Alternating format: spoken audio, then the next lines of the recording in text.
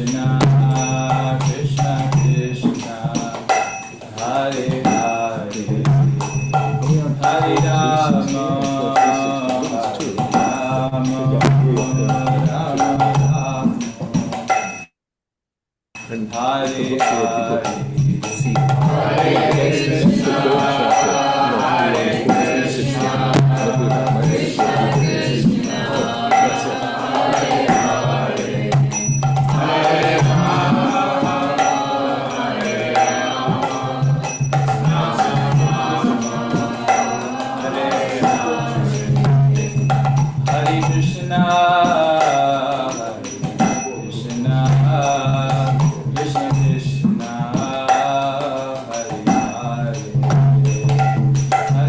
Rama, Rama Rama,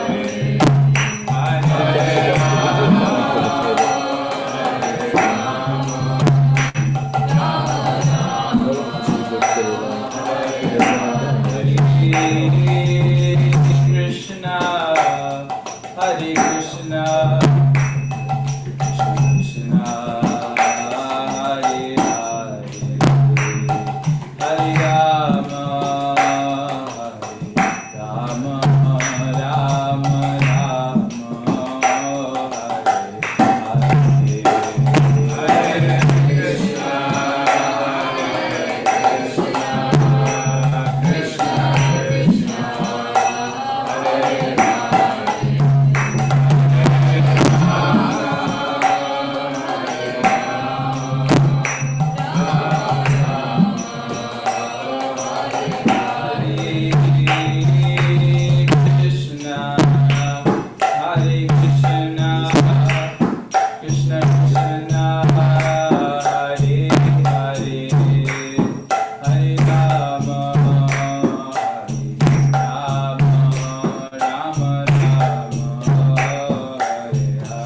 Hare, Hare Krishna, Hare Krishna, Krishna Krishna, Hare Hare, Hare Rama, Hare Rama, Rama Rama, Hare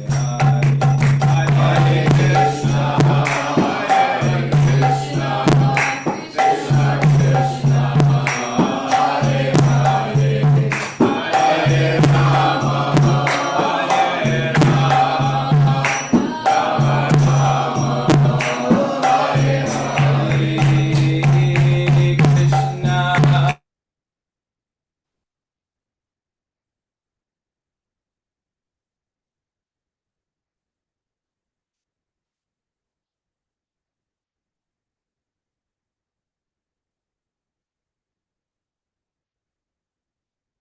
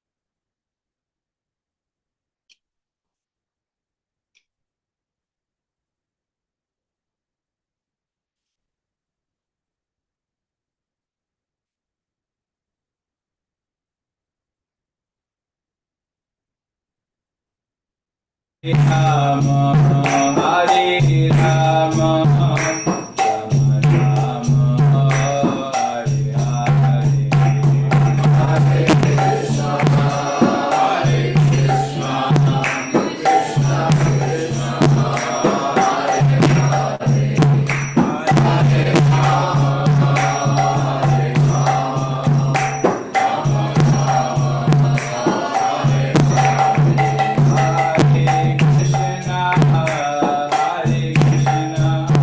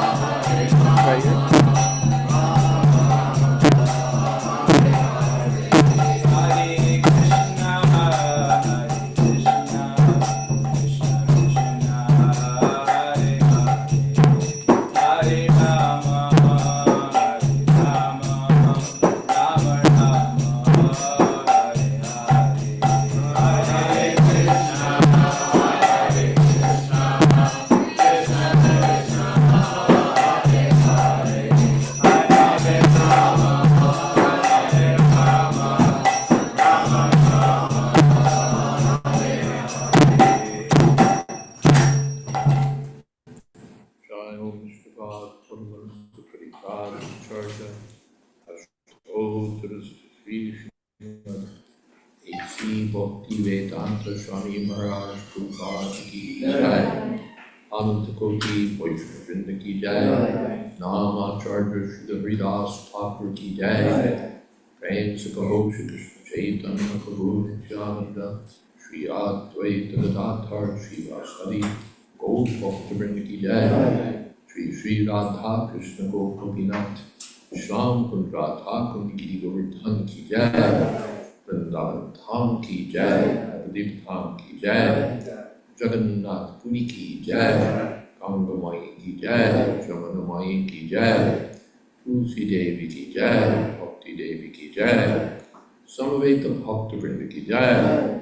All glories to the assembled devotees. All glories to you, Sattva. All glories to you, Sattva. Om Premanande.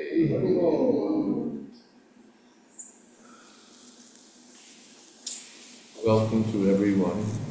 We're broadcasting today from Krishna House in Gainesville, Florida, where for those who are here, we're on a thrice weekly Zoom call, reading Srimad Bhagavatam, and we're continuing to read in the fourth canto concerning a great sacrifice performed by King Daksha, in which he insults Lord Shiva. And I hand it over to Mahesh Pandit. Yes, Maharaj. Thank you very much for coming on a Zoom, Maharaj. Thank you. And thank you all the devotees. Today is August 9, 2024. Today is Friday. And we are reading from Srimad Bhagavatam, Canto 4, Chapter 2, entitled Krishna Curses Lord Shiva. So I'll go with text number 16. Tasma unmadanathaya nasta shauchaya durhade dattavat maya sadvi chodite parameshthina. On the request of Lord Brahma, I handed over my chaste daughter to him. Although he is devoid of all cleanliness and his heart is filled with nasty things. Purport. It is a duty of a parent to hand over their daughters to suitable person just befitting their family tradition in cleanliness, gentle behavior, wealth, social position, etc. Daksha was repentant that on the request of Brahma, who was his father, he had handed over his daughter to a person who, according to his calculation, was nasty. He was so angry that he did not acknowledge that the request was from his father. Instead, he referred to Brahma as Parameshthi, the supreme teacher in the universe. Because of his temperament of gross anger, he was not even prepared to accept Brahma as his father. In other words, he accused even Brahma of being less intelligent because he had advised Daksha to hand over his beautiful daughter to such a nasty fellow. In anger, one forgets everything, and thus Daksha in anger not only accused the great Lord Shiva, but criticized his own father, Lord Brahma, for his not very austere advice that Daksha hand over his daughter to Lord Shiva. Om Ajnana. Maybe I'll take over Yes. a little bit from our usual format so that we have a contextual smoothness here in Gainesville. So maybe I'll speak a little more to that, if that's okay.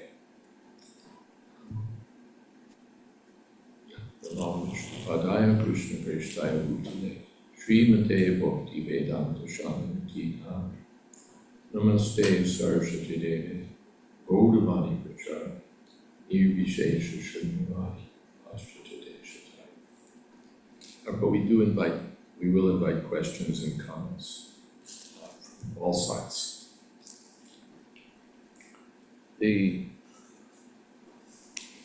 As discussed, the Daksha Maharaj has insulted Lord Shiva and even Lord Brahma. Daksha is the son of Lord Brahma, the original created being in the universe, but he doesn't acknowledge, he doesn't say my father Brahma, he just says this person Brahma. So he's insulting Brahma and he's insulting Lord Shiva. Lord Brahma obliged me to hand over my beautiful daughter to this awful person. Lord Shiva. It's, yeah. Tasmadun Madanata, he's the Lord of crazy beings, Madanata. Nashta Shochaya, he's not clean. Durvide is full of nasty things in his heart. And my daughter is so qualified, but Brahma made me hand her over to Lord Shiva. That's his complaint here. It's also notable that in the Vedic culture, the marriage didn't take place by the modern Western system of courtship and dating or mixing and getting to know one another and then living together and then seeing how we like it and then maybe getting married and all of that, and with all the drama inherent in that. This is all foreign to the Vedic culture, and and we see it doesn't work very well. There's so much trouble in the whole system and or the whole way of doing things, and at the end it's 50% a failure anyway. So the Vedic system is different. From the Vedic calculation, who's the least qualified to decide who should marry whom? It's the boy and girl concerned. First of all, they're basically kids. They're not. They don't have years and years of experience of these matters, and also their hearts are all full of who knows what. Love, I guess you call it. And that makes them even less qualified to see things straight. There's a witty fellow who said that love is like an hourglass with the heart filling in proportion to the emptying of the head.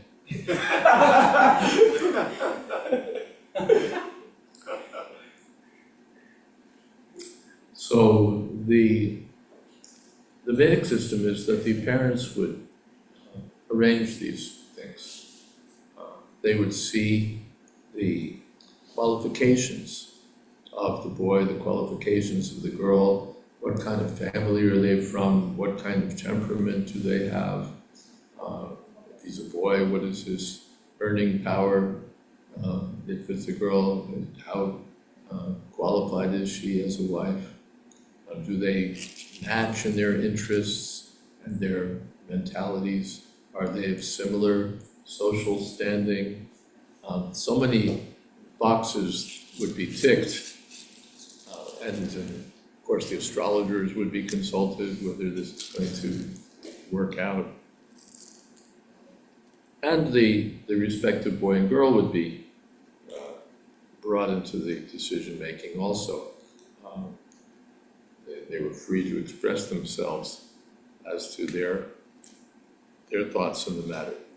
But finally, it wasn't they didn't have the final say. The final say would be with the parents. At the end, someone has to make a decision. So the respective parents would settle it up after much consideration. After all, the parents are always affectionate to the children and want the best for them, and no, this is okay. This is the rest of their life when they're set up, fixed up, as the expression usually goes, settled up or fixed up. Then okay, they can get on with their life. Till then, everything's going to be unsettled. Things will be unsettled. We're wondering what's going to happen. Okay, let's just settle this business, and then move forward, not remain in perpetual wonder, confusion, or angst, or what have you. So that was a very good system, still followed in many parts of the world. But here the complaint is from Daksha that I handed my daughter over to this most unqualified person because Brahma essentially made me do it. It's a foolish complaint, actually, because by Brahma's advice, he handed over his daughter to the most qualified person, although Lord Shiva is unconventional in many ways. He is one of the 12 most exalted Mahajans, great souls in the universe. Okay. Are there any comments or questions so far? Okay, so we can read on. Someone reading from the Zoom side, or how are we doing it? You can do on your side, Maharaj. I can do it on my side. Okay, that means I'll personally do it then, because it's handing microphones over this way. Maitreya Vacha Vidinjaivam Sagirisham Apratipam Avastitam Daksho Tapa Upasprisha Prutashaptun Prajakprame. The sage Maitreya, who's telling this story, continued. Thus Daksha, seeing Lord Shiva sitting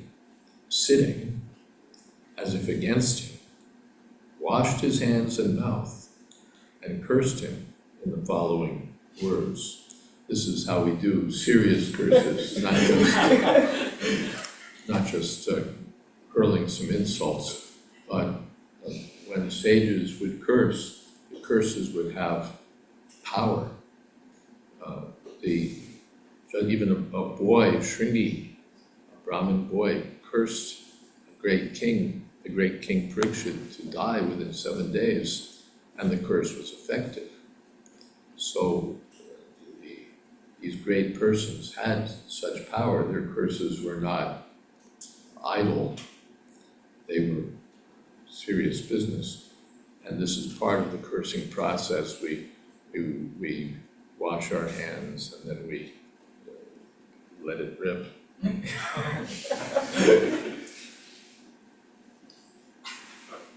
Ayam tu deva yajana indropendra dipir bhavaha saha bhagam dalabhatam devair deva ganatamaha.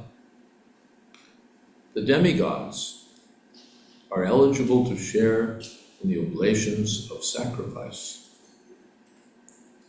But Lord Shiva, who is the lowest of all the demigods, should not have a share. Purport. Because of this curse, Shiva was deprived of his share in the oblations of Vedic sacrifices. In the great Vedic sacrificial performances, there were offerings made to the demigods, and the demigods would be nourished by receiving a share of these sacrifices. So Daksha curses Lord Shiva, you won't get your share. It was due to the curse of Daksha, Sri Vishwanath Chakravarti comments in this connection, that Lord Shiva was saved from the calamity of taking part with other demigods who were all materialistic. Lord Shiva is the greatest devotee of the Supreme Personality of Godhead, and it's not fitting for him to eat or sit with materialistic persons like the demigods. Thus, the curse of Daksha was indirectly a blessing.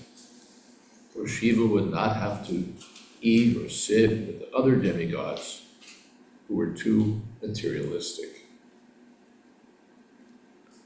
There's a practical example set for us by Gaur Kishore Das Babaji Maharaj, the spiritual master of Srila Prabhupada's spiritual master,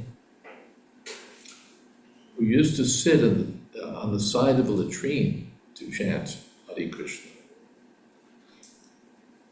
Many materialistic persons used to come and bother him and disturb his daily routine of chanting. Oh, Swamiji, please accept my respects. Oh, Babaji, we're so glad to get your darshan. Oh, Babaji, please give your blessings. Oh, Babaji, how are you? How is your health, Babaji? Do you remember me? I saw you 7 years ago. Now it would be, oh, Babaji, can I take your picture? So many materialistic persons used to come and bother him and disturb his daily routine of chanting. So, to avoid their company, he used to sit by the side of a latrine where materialistic persons would not go because of the filth and the obnoxious smell. However, Gaur Kishore Das Babaji Maharaj was so great that he was accepted as the spiritual master of such a great personality as His Divine Grace, Om Vishnupad Sri Srimad Bhakti Siddhanta Saraswati Goswami Maharaj. The conclusion is that Lord Shiva behaved in his own way to avoid materialistic persons who might disturb him in his prosecution of devotional service. Any questions or comments about this? Either logical or else? Yes. Yeah. It's just interesting for me the extent that Daksha goes. Is that microphone working? It is. There we go. It's interesting to see the extent that Daksha is going to minimize or downplay such exalted character. And I'm wondering, what would you say on, we understand it's anger and it's covered, but just the level of his emotional maturity seems like that's questionable too. Because he could have approached him directly and said, hey, I have this and that problem, but he's bringing them to everybody. But this is what happens, that he could have just approached it with maturity and said, Shivaji, here's the issue, don't mind, but really you should have, but instead he's becoming angrier and angrier, and it's coming to insults and curses. So that's the nature of anger. Therefore, in the Bhagavad Gita, Krishna described it as one of 3 gates to hellish life. Anger is so toxic. Anger is so toxic. By anger, one becomes carried away. He loses his intelligence. And anyone would know that you don't insult a person like Lord Shiva. You're taking your life into your hands. You're insulting a great soul. That's like suicidal practically. What are you doing? But this is what happens when people become angry. They'll do anything. And you can pass legislation, right? You can pass legislation to what's the word, discourage, or to discourage such wrongful things. But when a person's angry, he'll do anything. And then later, what did I do? I hit my wife with an iron pipe. What got into? They'll do mad things. That's the nature of anger. It doesn't matter how intelligent you are. It doesn't matter how cultured you are. It doesn't matter what's at stake for your reputation or for your anything else. It doesn't matter because you're carried away by anger. And we say, the common saying is that one loses it. The it being one's everything, one's intelligence especially.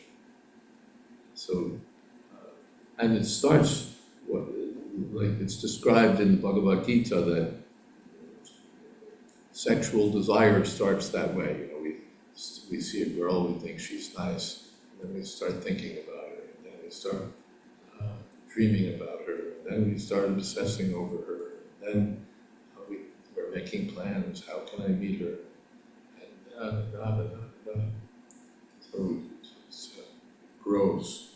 So that's the nature of anger also. It starts small, but then it grows, and we obsess over it. Who do they think he is?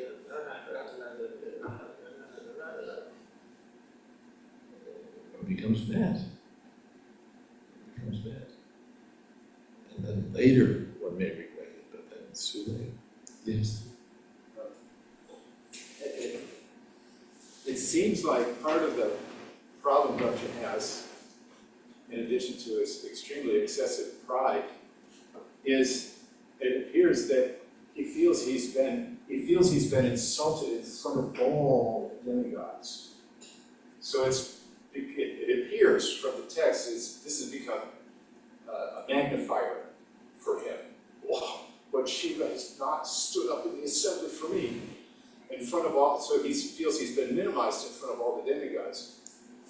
Yeah, it's been observed that this is what we do. We have sort of an ongoing narrative in our heads in which we justify everything we do.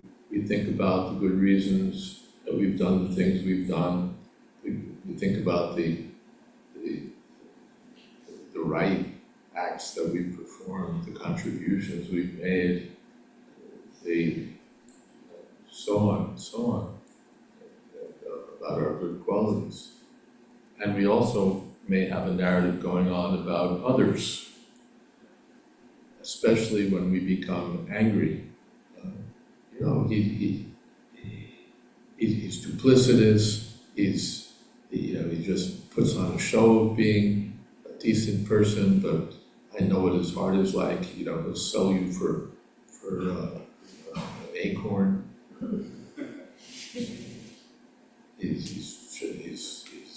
The family he comes from is really a disreputable family, and he said this to that person and this to that person, and it shows that he's this and that. You go on and on and on, and that's the nature of anger. And it really goes like that. It's destructive in that way. So we're warned in Bhagavad Gita, be careful about anger. It can ruin you.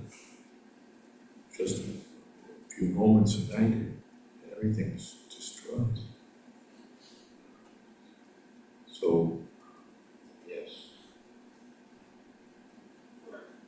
Yes. As a follow-up, from your experience, Maharaj, what would you suggest as a preventative measure in interpersonal? What preventive measure in interpersonal relationships? Yeah, like instead of just tolerating and just exploding. Instead of tolerating and exploding, Wouldn't it be better to just kind of approach a person directly and open is it better to approach the person directly and reveal our mind, reveal our hearts, something's bothering? We may say that it's better to deal with things in a more civilized, gentlemanly, or ladylike fashion. Because it's not a perfect world, we're going to have issues. It's not at all a perfect world. Srila Prabhupada gave a hint that he'd given some advice earlier that how do we deal with lustful desires? Because spontaneously, lust can appear in the heart, and then it's like, wow.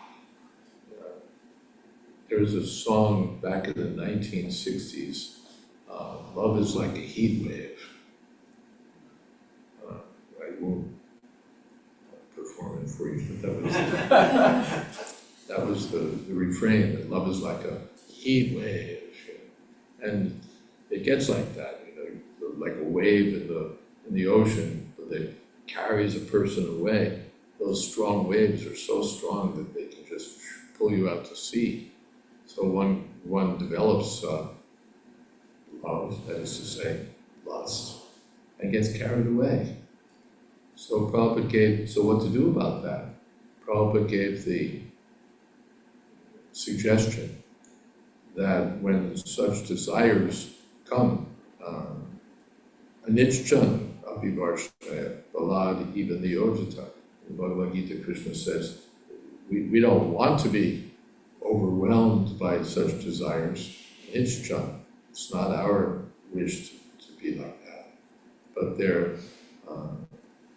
so powerful that they like carry us away. So what to do? Prabhupada said when those desires appear, we can just think of Radha and Krishna. Because their loving desires are unlimited. They're on the absolute platform, and they're completely pure. So when our thinking is transferred to Krishna, then our consciousness becomes purified. So that suggestion he gave. Now, then he was later asked, well, what about anger? And Prabhupada said, you can just think of Lord Nrsingadev. Lord Nrsingadev is Krishna in the form of half lion, half man, who appears with enormous anger because his devotee, the child Prahlad, has been oppressed by his demonic father, who tried to, in so many ways, to torture him, kill him. Lord Krishna became so angry that he appeared in this ferocious form of Lord Nrsingadev. He was so angry that even the demigods couldn't calm him down. They offered sweet words, beautiful prayers, and Lord Nrsingadev remained angry.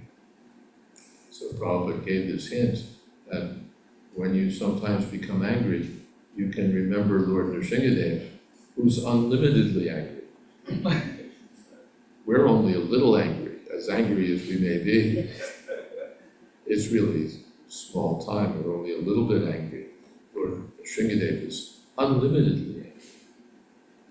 There's no limits, because again, he's the absolute truth, the personality of Godhead. He's beyond limits in everything. So he's unlimitedly angry also. But his anger is pure. So by thinking of Lord Nrsingadev, our consciousness becomes purified. Would it be okay to think of Prahlad as well? Excuse me? Would it be okay to think of? Is it okay to think of Prahlad? Of course.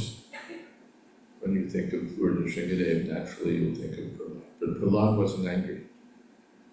He was so gentle that even though his father had tried to kill him in so many ways, he only desired good for his father. Lord Nrsingadev desired good for his father also, but he really wanted to give him something good.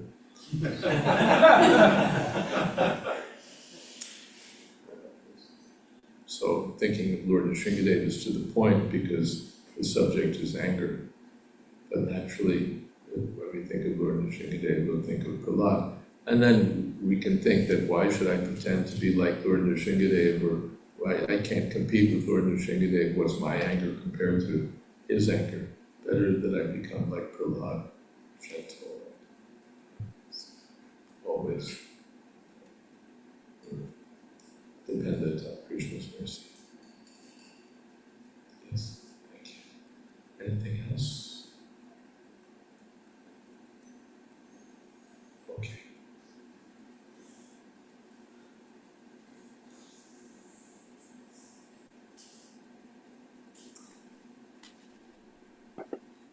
Chidyamana sasadasya mukyar daksho giritraya shrija shapam tasmad vinishkramya vivritamanyur jagama kolavya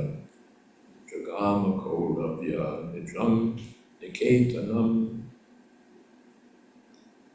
Maitreya continued, my dear Vidura, in spite of the requests of all the members of the sacrificial assembly, Daksha, in great anger, cursed Lord Shiva and then left the assembly and went back to his home. Purport: anger is so detrimental that even a great personality like Daksha, out of anger, left the arena where Brahma was presiding, and all the great sages and pious and saintly persons were assembled. All of them requested him not to leave, but infuriated, he left, thinking that the auspicious place was not fit for him. Puffed up by his exalted position, he thought that no one was greater than he in argument. It appears that all the members of the assembly, including Lord Brahma, requested him not to be angry and leave their company. But in spite of all these requests, he left. That is the effect of cruel anger. In the Bhagavad Gita, therefore, it is advised that one who desires to make tangible advancement in spiritual consciousness must avoid three things: lust, anger, and the mode of passion. Actually, we can see that lust, anger, and passion make a man crazy, even though he be as great as Daksha. The very name Daksha suggests that he was expert in all material activities. But still, because of his aversion towards such a saintly person as Shiva, he was attacked by these three enemies: anger, lust, and passion. Lord Chaitanya therefore advised that one be very careful not to offend Vaishnavas. He compared offenses toward a Vaishnava to a mad elephant. As a mad elephant can do anything horrible, so when a person offends a Vaishnava, he can perform any abominable action. So this is how it is. We become angry, and we're convinced that our anger is righteous anger, and that everyone else is somehow just doesn't get it. We have been offended, and therefore finally we say, I'm out of here. Turn our back on you. That was Daksha's command. And all of these saintly persons who were assembled, even Lord Brahma, who's the most respected person in the universe, his father, request him, no, calm down, no. And this abhiman, this false pride, is so contaminating, and especially Daksha didn't consider that Lord Shiva is a Vaishnava. Not only is he a great demigod, but he's the greatest devotee of the Supreme Personality of Godhead. And as Prabhupada mentions here, to offend a Vaishnava is the greatest calamity. It brings all calamity in one's life. Because the devotees are dear to the Lord. If one pleases a devotee who's dear to the Lord, one can make rapid spiritual progress. Therefore, we approach the Supreme Lord through the spiritual master, through the mercy of saintly persons, because if they're pleased, if the spiritual master is pleased, Yasya Prasad Bhagavat Prasad. When he is pleased, the Lord will be pleased. Well, we gave the example, you give a little candy to the son of a rich man, the man will be pleased. You can't please the man by giving him, even big bribes, but you give a little candy to his son, the man thinks, oh, such a nice man. So, by pleasing a Vaishnava, serving a Vaishnava, devotee of the Lord, one can make all progress. But by offending a devotee, one can ruin one's spiritual life. The Chaitanya Mahaprabhu gives the example, the mad elephant. The elephants are big, first of all, they're super powerful. That trunk is really something. If you've ever been grasped by an elephant's trunk, that it's like, it's not just, as they say, solid muscle, but it's all these muscles, a whole array of muscles built into that, converging in that trunk. The elephant can toss you like a piece of wood, like a piece of bamboo, just toss you. They can uproot a whole tree, can stomp down people's little cottages. The elephant can wreak havoc. And mad elephant. When an elephant becomes mad, then he's so dangerous. And the mad elephant doesn't know what he's doing, but he's, that big body is going this way, that way, and his trunk is grabbing this and throwing that. So violent, people are killed, property is destroyed. So, and then typically the elephant is, as they say, put down, killed. Can't have that. What can you do? The elephant may be so valuable. The elephant is worth so much, it can do so much work, it can carry a warrior into battle, it can do so many things. But when an elephant becomes mad, imagine, like a modern weapon with all of its circuits gone crazy so that it can attack you, it can attack your allies, it can attack everything. It's meant to attack the enemy. Yeah, they call it a glitch. It's quite something. But just even that some wrong advice went out, the whole internet went down a couple of weeks ago. And then I had a very kind of confusion, but that's just by not working.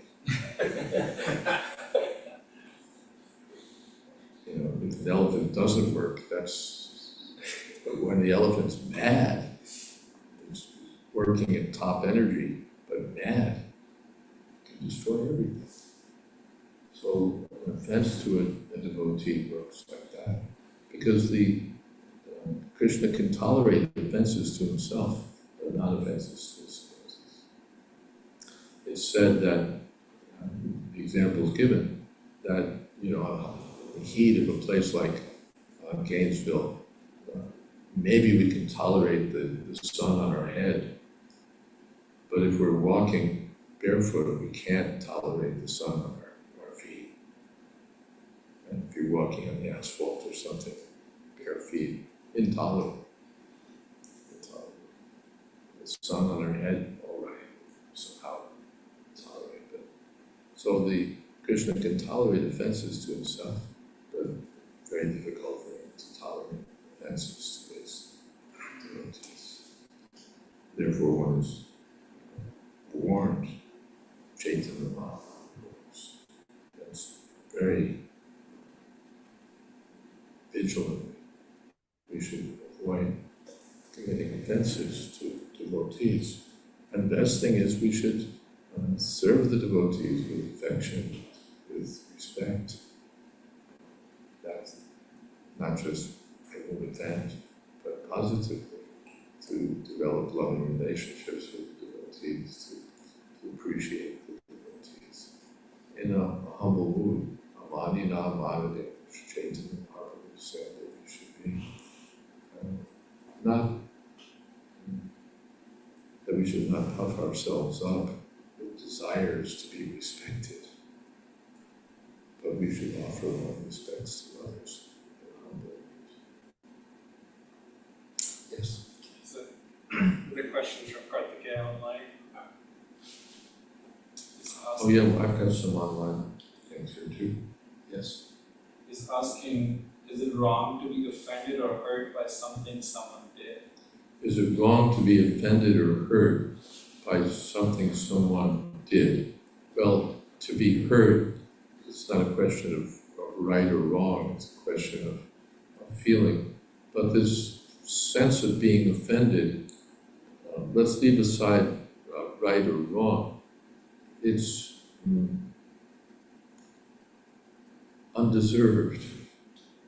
If we really took account of our own wrongdoings, it would be quite a book. We all know things that we've done that are not very good at all. If we're in our, what should we say, reflective moments, we can think of things that we've done. And above all, we've turned our backs on our eternal relationship with the Absolute Truth, with the personality of Godhead. And we're trying to make a go of it here, being very important people. Everyone is the center of his own world. That's a diseased mentality. Krishna is the center of everything. So we offend Krishna by turning our back against him. And then we offend so many other people in the course of our lives. And yet we are offended because you didn't do this, or you said that, or you looked at me this way, or you didn't do this, or you did that, or this, or that. And we go on and on and on about it. But who am I? That I've been offended, as if I were the king of the world, or someone very, very important. We lose the sense that we're really tiny little beings. And why should we deserve to be? How do we deserve to be offended? We ourselves are our own little criminals, every one of us. We've done so many things. If it all came out in public, no one would have anything to do with us, right? If it all somehow or other, if everything we knew about ourselves were published, no one would want to have, no one would want to have anything to do with us. But we take it as a very serious thing when we are offended. So it's a sort of a warped response.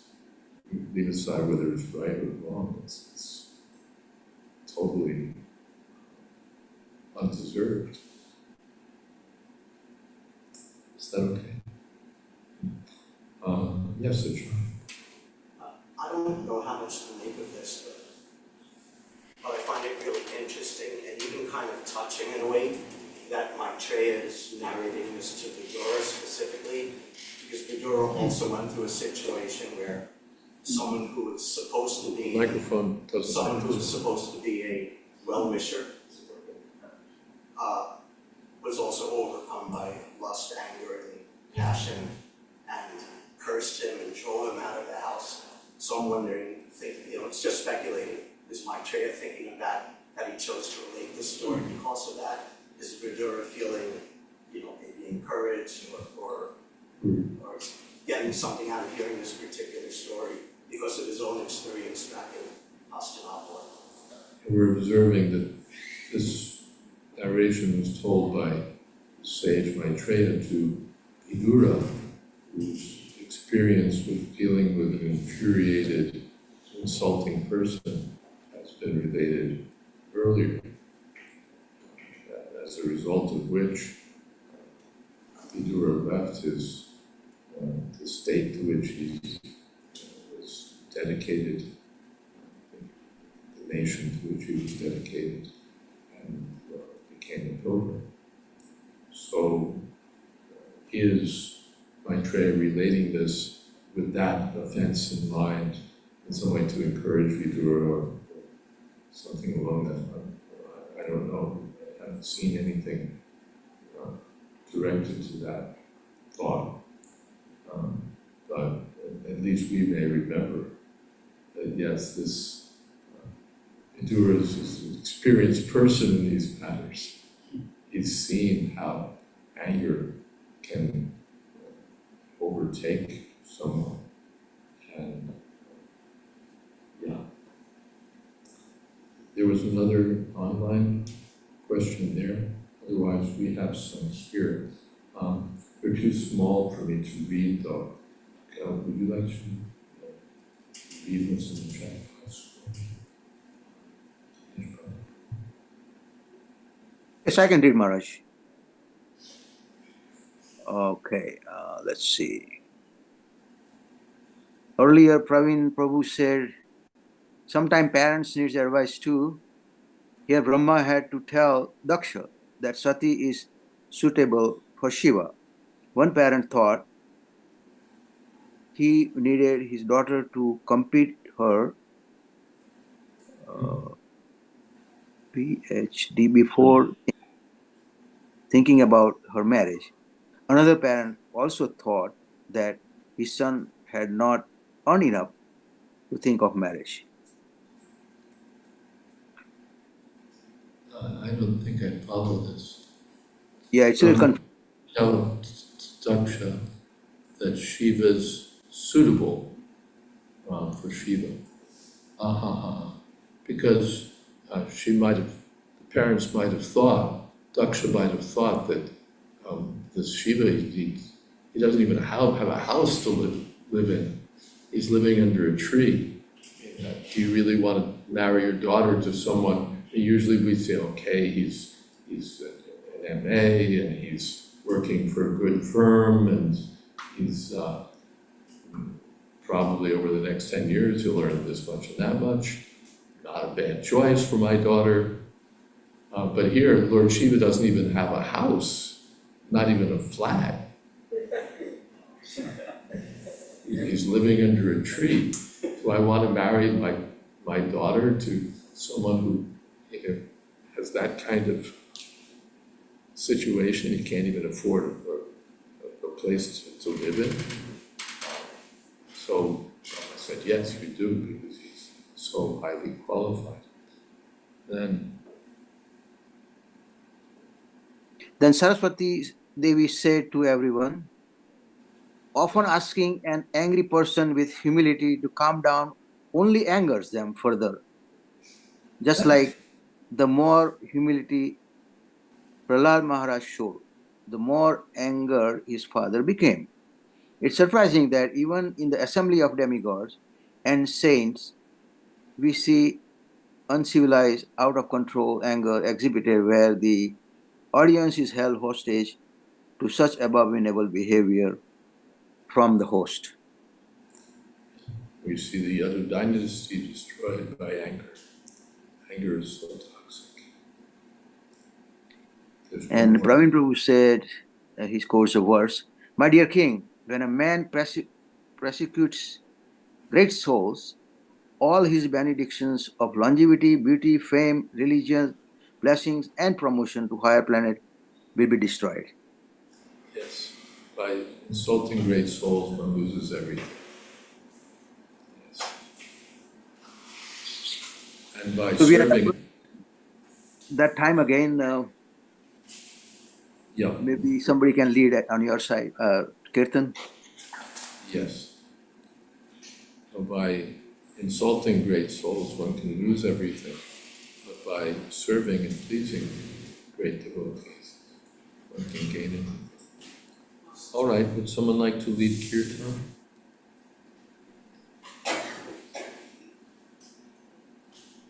Chandra. Anything? Okay, we're making a choice here. And we go for a few minutes and.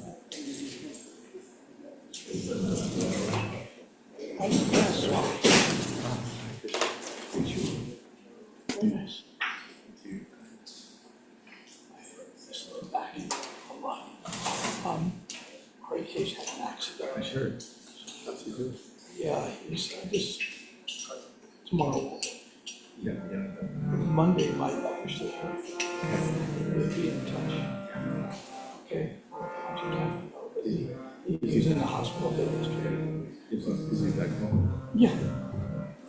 Emergency room indignities all day. He fell and tore his hamstring. So we can go, he doesn't have to come out. I told him that, and I said, if this house were my house, they said, he has 1 minute of focus time right now. So it's a maybe 1 minute, so we'll be in touch. A quick question. He goes to the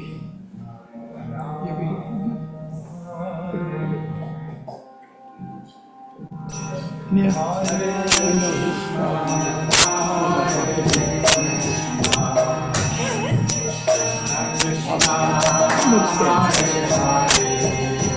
so good to see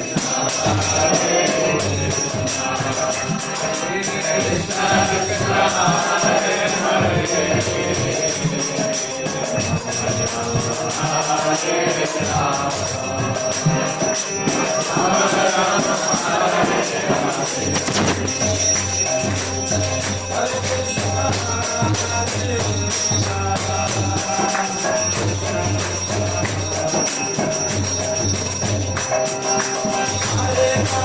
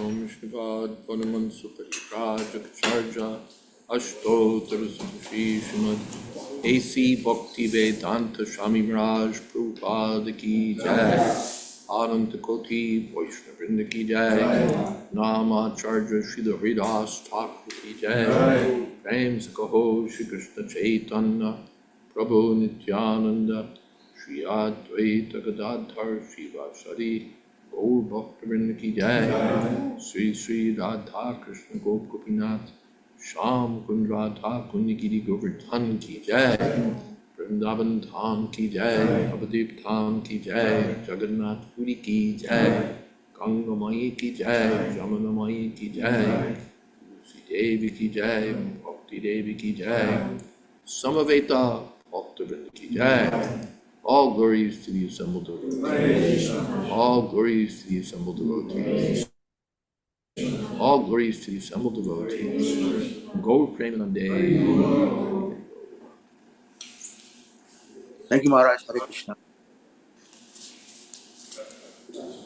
Thank you so much, Mark, for coming. Thank you so much. And from what I see, you have your books here, so usually, if anybody wants the books, they can buy them. We'll bid goodbye to our Zoom group. We'll see you again on Monday. Thank you all very much. Hare Krishna. His Holiness Jayadvaita Swami Maharaj ki jai. Srila Prabhupada ki jai, Samaveta Bhakta Vrinda ki jai, Gaur Premanande. Thank you.